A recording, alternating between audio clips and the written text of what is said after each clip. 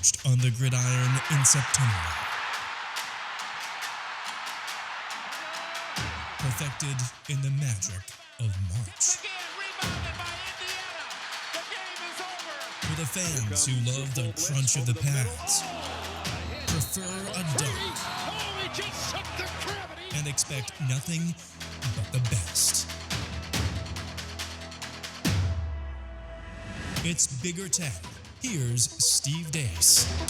Greetings. Welcome to this week's episode of Bigger Ten. I am Steve Deace, and in case you didn't know it, I wore my name tag this week so that I wouldn't forget either. Joined by my co-host, Aaron McIntire. Good to see you, brother. How are you? Doing all right. We've got another, just a morsel of normalcy popped up on newsstands, at least what's left of them anyway, around the country, with the advent and debut of Phil Steele's college football preview. That's right. The otherwise known as the eye chart. This is, you don't have to go down to your DMV to see if you are still cleared to drive for another year. Can you read the Phil Steele's college football preview without a nuclear microscope? All right. But it is jam-packed with information. It's by far the most popular college football preview. And it just came out. And so I thought we would do our Big Five on Bigger Ten this week, Aaron, looking at what I thought were kind of the top 5 takeaways from his preview. Before we get to that, a point of order. Sure. What is 1 month from today, Steve? Come on now. Oh, well, week 0. August 29th. Yeah, week 0. Week 0. So we're about a month away if things go according to plan. Yesterday, the NCAA granted a waiver. Every team can start week 0 now if they want. Now, I believe the end of August should be the start of the year, period. These guys come from high school. That's when the high school season starts. They're used to starting then.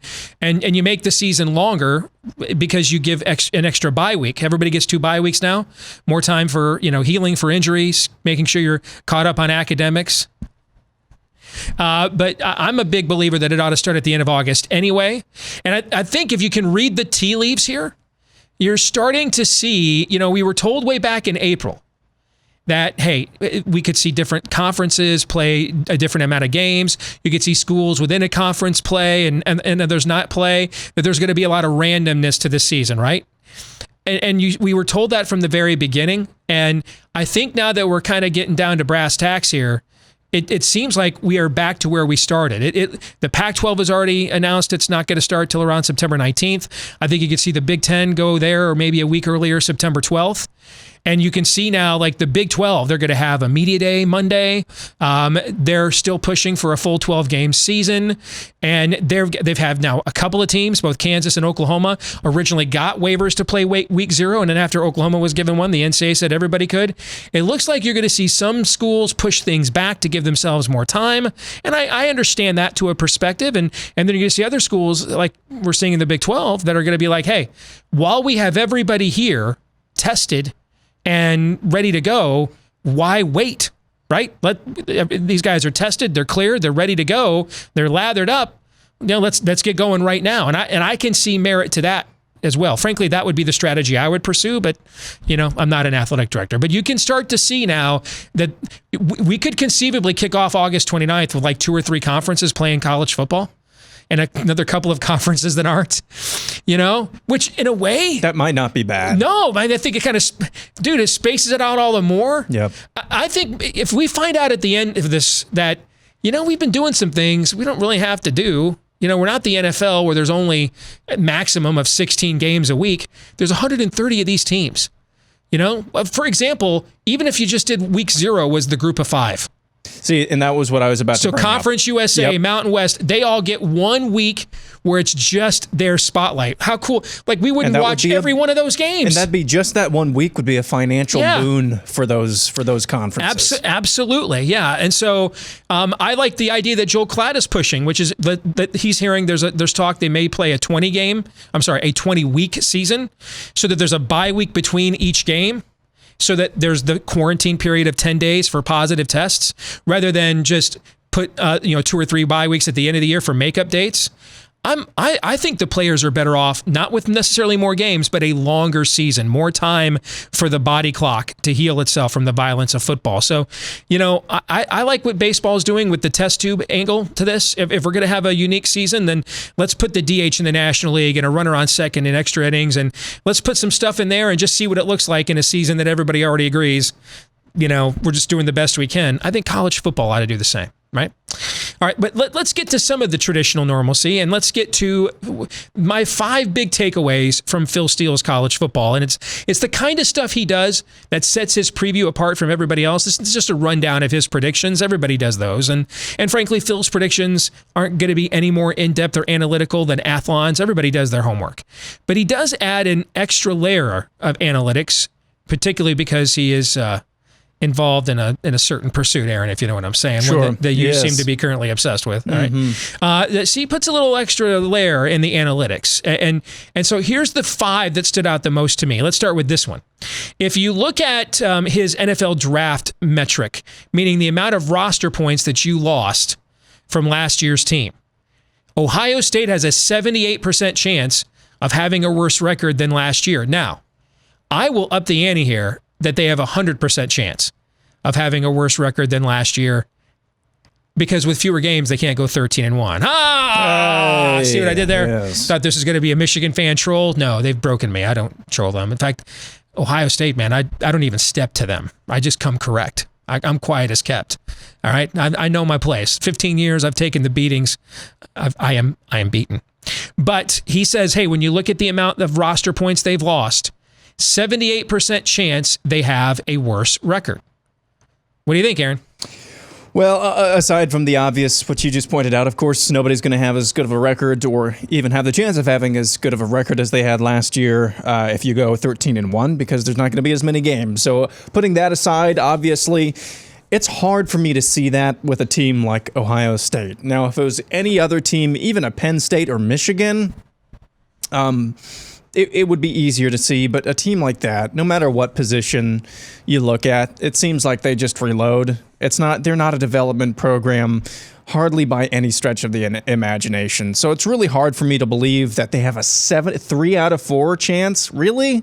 Over a 3 out of 4 chance of having a worse record than last year? Especially when you bring back Justin Fields, the most important position on the field. That's hard for me to believe, but then again, Phil Steele's been doing this a lot longer than I have. And we should clarify, too, when we look at these metrics, where do we get these percentages from? It's based historically on his tracking of these numbers, right? So this magazine goes back to 1994. So this is 26 years of data now. And, if you lose this many players to the NFL draft, then you tend to suffer blank of a fate, right? So that's where these percentage trend lines come from. It's from when he introduced this magazine back in 1994, and he's been tracking this stuff. All right, now you go next to what he had to say about experience and who's coming back. There's an 82.8% chance Northwestern, by the way, if you're a Northwestern fan, if you've never bought Phil Steele's college football preview before, this is the year for you. He is on the Northwestern tip. Okay? There's an 82.8% chance Northwestern and Purdue will have better records than last season based on Phil's returning experience metric, and a 78.2% chance that Indiana and Rutgers do. Your thoughts, Aaron? Well, for this one, I can believe that about Northwestern. Again, it's one thing if you were like 7-2 or something like that. And then having an 82% chance, a 4 out of 5 shot of being better. I mean, that's saying something. What was Northwestern's record last year? 2-9 or 3-9? 3-9. Yeah. That sounds really cool, but yeah, it's not a heck of a lot harder to do that. Winning 3 games, your non-conference games most years. Now, Northwestern, I can't remember what their non-conference slate was going to be right off the top of my head. Most years, though, any Big Ten school should be able to schedule 3 chalk games in the non-conference. It should be pretty automatic to get to 3 wins. If you want to. If you want to, yes, if you want to. And then, but adding that 4th win, there's a 4 out of 5 chance. Yeah, I see that as pretty likely. Now, as far as the other teams mentioned there, Purdue it's hard not to see them getting better as well because of all the injury and just the injury bug biting them. One of the most injury-rattled teams I've ever seen as a Big Ten football fan last year. Yeah, so it's not hard to see them getting better either. Also, as high as Steele is on, it seems like Northwestern in this edition, I don't think enough people are talking about Indiana. They're not that they're going to just run roughshod over the Big Ten East. No, of course not. They're just going to be a pesky team, and they're going to jump up and get somebody at some point. And again, Rutgers, guys, they've been in quarantine for 2 decades. All right, it's not harder to get better if your name is Rutgers. The most Rutgers thing ever, by the way, is the news that came out today that the reason why the program's in quarantine, they had all these positive tests after these guys went to an on-campus party. Right? I mean, that's the most Rutgers thing ever. All right, now let me say this on the Indiana front. They're good enough this year. Now, let me clarify what that means. They are not as talented as Ohio State, certainly, and certainly not as Penn State and Ohio and Michigan in that division. But they are good enough with who's coming back. Michael Penix is a weapon at quarterback. You have Stevie Smith, who is a big-time running back. And I'm trying to remember the young man. I can't remember his name, the 4-star that decommitted from Ohio State and ended up signing with Indiana. They're loaded in the backfield. You have Whop Phillier, one of the best wide receivers in the Big Ten, not named Rondale Moore. With the experience they have returning, they're close enough that if they manage the virus well and they get a couple of breaks, Ohio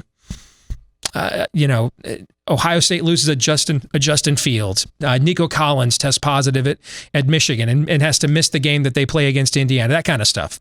Is that conceivable in the year we have coming up? You bet it. Sure. You bet it is.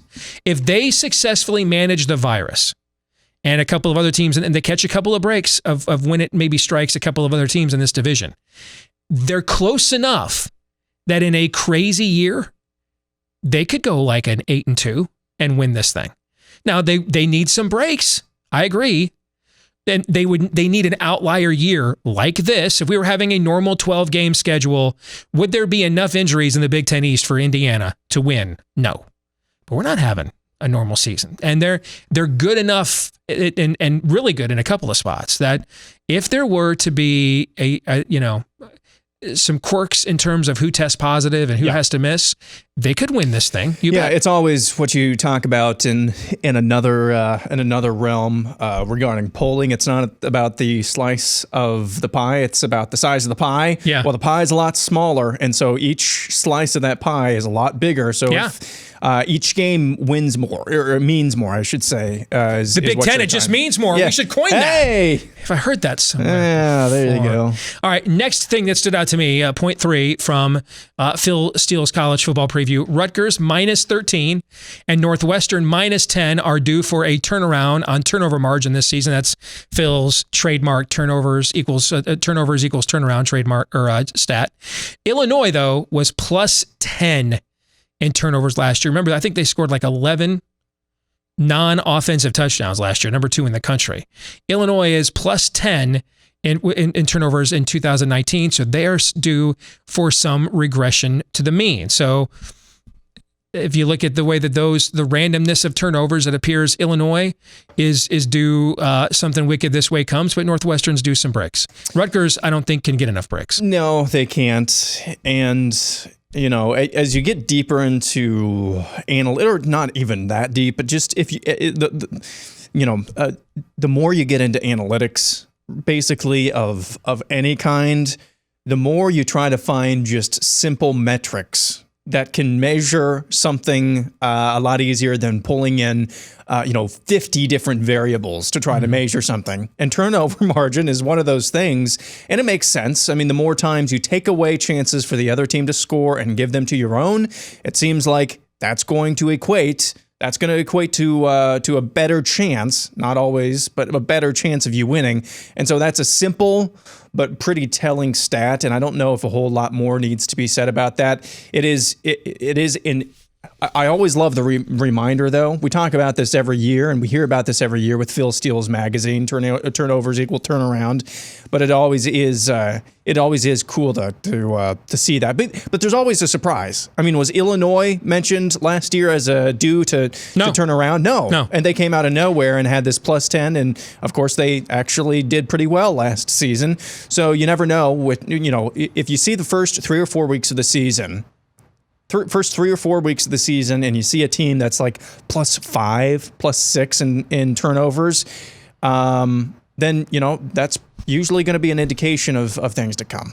You also have to ask yourself too, like Northwestern situation, were they -10 in turnovers because they were bad, or were they bad because they were -10 in turnovers? Meaning that. Were those bad breaks, or is that what happens when you're down to your 9th string quarterback who can't throw the ball 15 yards, right? In Rutgers' case, are they -13 in turnovers because they were bad, or are they bad because they're -13 in turnovers? Something tells me they're just kind of probably bad in turnovers every year because physically they're not that good. They just get dominated, right? So that's something to add some context to that stat as well. All right, point 4 in our Big 5 on Bigger 10 this week, courtesy, inspired by Phil Steele's college football preview. Wisconsin is the lone Big 10 team to make Phil's coveted surprise teams list. Now, historically, he does a great job pegging teams that will overperform preseason expectations. He has the Badgers, though, number 11 on his surprise team out of 12. So they made the list, but they're not one of the top surprise teams. And when you've won as much as they have in recent years, at this point, Wisconsin's done everything but make the playoff or win the Big Ten outright. But so there's not much left for them to even surprise with, frankly, given what that program's been about. That's true. That's true, and that was kind of my first reaction as well. But when you take into account what they're losing, if they have a really great season this year, that should actually be a surprise. So I get it. They've climbed the mountains multiple times, and they've ascended to some peaks that certain fan bases and certain teams can apparently only dream of, and done it multiple times. Not that I'm bitter or jaded or anything, but right. I agree. There's not much for them to surprise about, but when you look at what they're losing, and we've talked about that multiple times, if they have a really successful season, they go to the Big Ten championship game again and surprise there, that, obviously would be overall a surprising season. All right, the final thing of the Big 5 on Bigger 10 this week, supplied by our good friend Phil Steele that we don't know. Finally, continuing a theme, Phil is high on, you guessed it, a Northwestern bounce back. He has the Wildcats, his number 2 most improved team in the country. And I think a lot of that has to do with what I said a moment ago. Their quarterback, remember a few years ago when Maryland was down to a linebacker playing quarterback? They had so many injuries. That's kind of what was Northwestern last year. They had cluster injuries, which is always bad, all right? But they had cluster injuries at the most important position in the entire sport, which is really, really bad. Now you bring in Peyton Ramsey. Say what you want. He is, at the very least, competent, durable, athletic, accurate. Not a guy that's going to stretch the field with his arm, but let's face it, Northwestern doesn't have receivers that stretch the field anyway.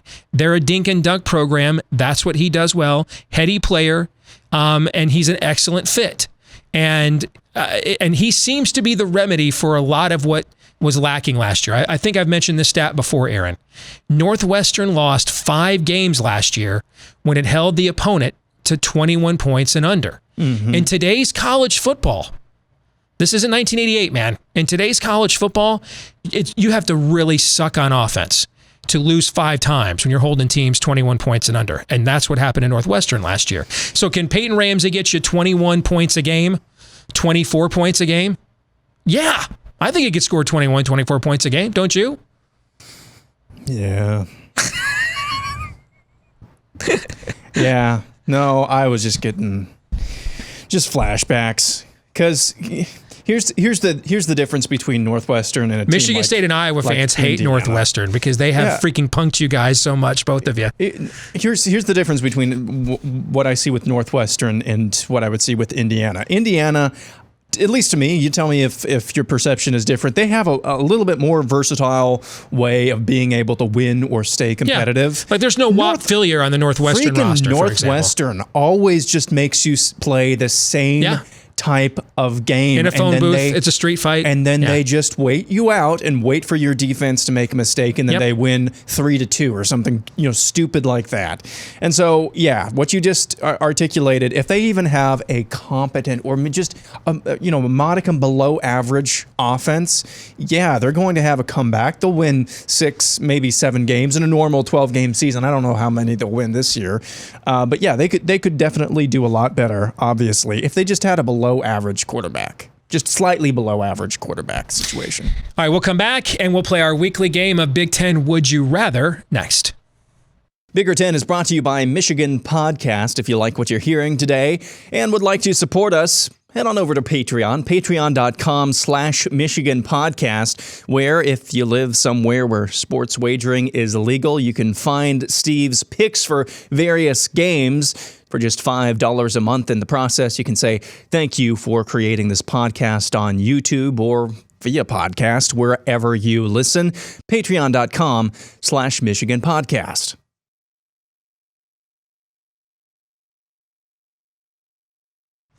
Time for a weekly game of Bigger Ten Would You Rather. And Aaron, this first one, my friend, is for you. Would you rather be the new quarterback at Michigan this fall or the new running back at Wisconsin? One has, of course, the pressure of legacy, taking over as the running back at Wisconsin. That has been one of the Cadillac cherry positions in Big Ten football the last going on 3 decades now. But the other bears with it the burden of high expectations, knowing that you're in a program that seemingly has been able to figure everything else out except how to find recruit and develop a really good quarterback. And you were on a team that had put 10 guys in the NFL last year and still lost 4 games. So that if you disappoint again, you're the guy getting the play. They're going to say, again, it was the quarterback again. So which of those two would you rather be? To me, there's no contest here. It's the new quarterback at Michigan. Really? Oh, yeah. No contest. Yeah, okay. There's no contest. When the gold standard of Jim Harbaugh's quarterback development is a guy named Jake Rudock, who was an Iowa cast-off, I don't really think the expectations are that high. I just think they're expectations at this point. Whereas if you're following in the footsteps of fill in the blank, Melvin Gordon, who was the guy Brett that they Moss, had? Anthony Davis, all of those guys. the guy they just had, Jonathan Taylor, Ron Dane. Yes, if you he only won a Heisman. Again, I finished the last segment talking about how you just need a somewhat below average quarterback at Northwestern. If you're above average at Wisconsin as a running back, you are like bad. I mean, you're bad. Compared to the guys that they've had anyway. So I think that there's actually, I don't see it that way. Of course, I'm not a Michigan fan, so you tell me, but I just think if you're just competent at Michigan, make the right reads, understand where the game is, don't go golfing during the off season, that type of thing, when you should be actually studying the new playbook. Not that that's ever happened. If you're just competent, I think you have all the weapons around you need to succeed and all of the resources you need to succeed. So I definitely take the new quarterback at Michigan. Okay. Sky's the limit, too. That's the other thing. Okay. This one's for you. Would you rather be a walk-on wide receiver at Purdue or a walk-on offensive lineman at Iowa? Oh, I'd rather be this one's a no-brainer to me. I'd rather be a walk-on offensive lineman at Iowa because it might be 11 or 12%, but there's a double-digit chance they're going to turn me into somebody that can make money playing this game on a Sunday, right? So I would much rather be the walk-on offensive lineman at Iowa. You bet. When you look at their legacy and what they've done, and it's amazing what they've been able to accomplish there, given the oppression within the program. So if you want to oppress me into going from a walk-on to an offensive lineman in the NFL, that's my kind of oppression. Here you go.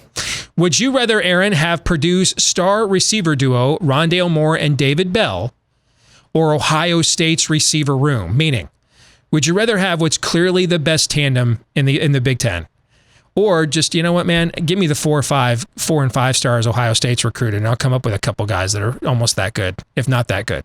What would you rather do? I really do believe we've already seen this from Rondale Moore, and we saw at the very least the freshman flash from Mr. Bell. I really do believe that there's something special, especially if Bell can continue what he started in his freshman campaign. And when I say special, I mean like next level. I mean, you're always going to have guys that you can plug in at Ohio State and produce really well and get behind the defense. You're always going to have those guys. Whereas with Rondale Moore and David Bell, they can actually take.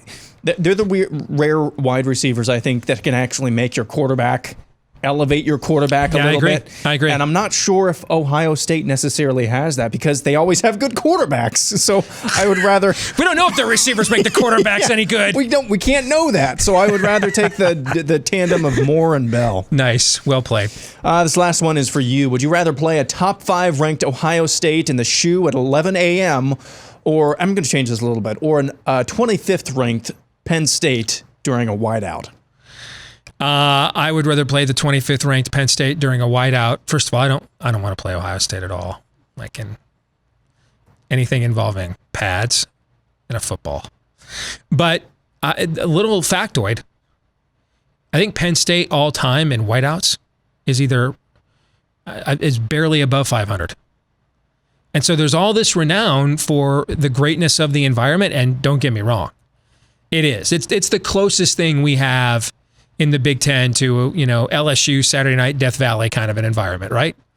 But their overall record in these whiteout games is actually not that great. And part of the problem with that is who's typically the whiteout game. It ain't Kent State, right? It's when Michigan and Ohio State alternate years come into play is typically who it is.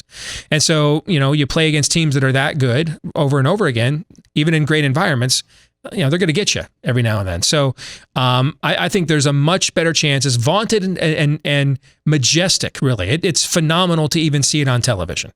But as vaunted of an environment as that Penn State whiteout is, the stats actually show you had a better chance winning that game than you do playing Ohio State at the Horseshoe 11 a.m., 11 p.m., 3 in the morning at any point in time. So, yeah, I'm taking the whiteout. All right, when we come back, it's our Twitter poll results and this week's question of the week. Next. This week's Twitter poll results, we asked you, what is your favorite traditional? We said traditional because our buddy Brent Ciancia at Pick Six, they're relatively new, okay? So what's your favorite traditional college football preview magazine? And by an overwhelming margin, Phil Steele's is number one at 73%. People like headaches, apparently. I'm only half teasing. I love Phil to death, by the way, but as I get older, dude, seriously, they need to call that thing your annual migraine. Reading that can be painful. And it goes to show you how great it is that I put myself through it every year. Athlon's, which has really improved its publication. It's gotten dramatically better the last few years. It's 16%. Lindy's, which on the other hand has kind of gone downhill, 5.5%. And Streets and Smiths, which took over the Sporting News College Football Preview, is at 5.3%. Which one of those would you vote for there? On our account, I voted for Athlon's just because I knew Phil Steele was going to win, and I just kind of felt like I wanted to give them some love. No, for me, it's Athlon's. I think the visual presentation in Athlon's trumps any of these. Honestly, I really do. And that's basically it's a pretty magazine. I just like the pictures. I don't really like the reading. I just like the pictures. You just get the football magazine for the pictures? Basically, yeah. You mean of the cheerleaders, not of the players, right? Kind of just walked right into that one. Here's the question of the week.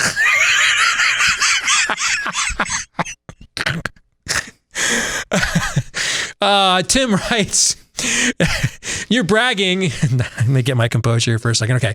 You're bragging about Iowa pulling off high school sports, except a couple of the top ranked teams in the state had to cancel their seasons right before the playoffs because of COVID. Yeah, they did. A couple of those teams out of over 600 baseball and softball teams. Tim, there aren't any perfect solutions. There's an element in our society that seems to think we can come up with an equality of outcomes all the time. No, we can't. In fact, most of the time, almost never actually, can we come up with a guaranteed outcome. We can guarantee an opportunity, but not an outcome. And we make some of the dumbest mistakes and create some of the worst tyrannies when we try to create equalities of outcomes. It did suck for a couple of those teams. Dowling's softball team, heartbreaks for them here in the state. Number one team in the state, lost out on trying to play for a championship. That sucks. But then tell me why, well, on the off chance that could happen to one school, let's punish the other 300 schools that want to play and can pull it off. Does that make any sense to you? No, it doesn't. This is where you can't make the perfect the enemy of the good. Same thing's going on in Major League Baseball right now. They've now done over 20,000 tests in Major League Baseball since the 1st of July when they reopened spring training camps and now through the start of the season. Out of those over 20,000 tests, their positive test rate is 0.3%, Aaron. Why would we, and how many of our sports writing brethren, hey, shut it down, shut the season. Why? Because the most dysfunctional franchise not named the Baltimore Orioles in the whole damn sport can't run a COVID protocol when every other team, including the Orioles, have been able to do it? No. Why punish everybody because the Miami Marlins suck? I didn't understand it when the teacher said in school, you're all staying after because douchebag over there mouthed off to me. Well, I'm not the douchebag that mouthed off to you, so why is my happy ass staying after school? I don't understand that notion. I believe in treating people, organizations as individuals. When you fail or something bad happens to you, you failed and something bad happened to you. It doesn't mean everybody did and something bad has to happen to everybody else. So yes, there were a few teams in Iowa that got a bad break. We get bad breaks in life all the time. I once failed the quick trip managerial exam. I was devastated. Thought, boy, that's a bad break in life. Now look how I turned out. Yeah, I guess it was kind of a bad break in life, and I might just undermine my entire point. You're on YouTube. But seriously, I mean, we just had a story this week about if there is ever a vaccine for coronavirus, it's only going to be about maybe as effective as the flu shot. Yeah. You have to get it over and over again. Yes. Yeah, get it over and over again. So the onus is on all of us, and it's incumbent upon all of us to answer or to ask ourselves and to answer for ourselves, how long do we go on like this? Yeah. How long? I mean, in the state of Florida right now, if you're under the age of 55, there's 33,000 to 1 odds that you're going to die of coronavirus. If you're under 55, 33,000 to 1. Now, what do you think it is if you're under 35? What do you think it is if you're under 25, as most college football players are? Now, if this was reverse, Aaron, if the odds were that the younger you were, the more devastating the virus would be. Now, then we're sitting here saying civilization. Yeah. Well, that would suck from that angle. Yes. But we're not thinking about how do we safely play sports at that time, right? We're thinking about how to save civilization. Yes, because the generation that's going to produce the next one is in trouble. We got to save them, right? Yes. But we're not safe. We're not in that situation. We're not. So there's no reason we can't pull this off. There will be hiccups. Bad breaks will happen. There will be positive tests. There were hiccups and I could get hit by a semi truck and die on my way home from doing this today. I mean, there's somebody told us recently on our other show, there's only 2 certainties in life: being born and being dead. Everything else in between, no guarantee. Right on?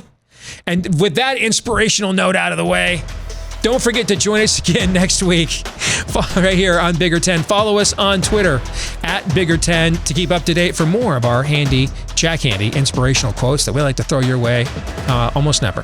For Aaron McIntire, I'm Steve Deace. Till the next time.